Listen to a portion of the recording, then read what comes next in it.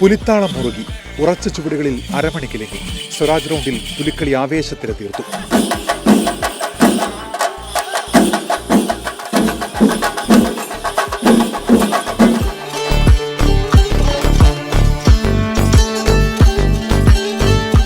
നായ്ക്കനാലിലൂടെ ആദ്യമെത്തിയത് പാട്ടുരായ്ക്കൽ, പിന്നാലെ നടുവില്ലാലിലേക്ക്. സീതാറാം ദേശവും എത്തിയതോടെ കാത്തിരിപ്പിന് വിരാമം.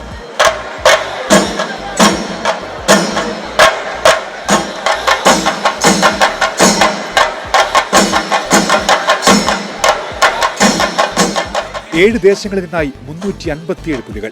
നടുവിനാലിലെ ഗണപതിക്ക് മുൻപിൽ നാളികേരമുടച്ച് തൊഴുതു വണങ്ങി.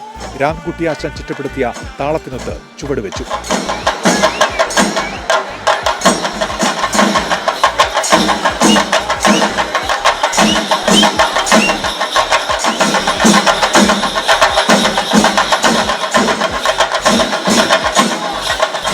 അഞ്ച് പെൺപുലികളും 4 വയസ്സുകാരനടക്കം നിരവധി കുട്ടിപ്പുലികളും ഇത്തവണ മടകളിൽ നിന്നിറങ്ങി.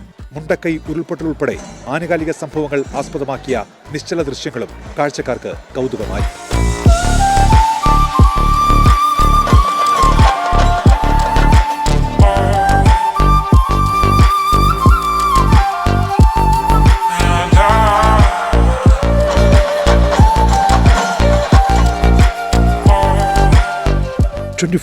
തൃശൂർ.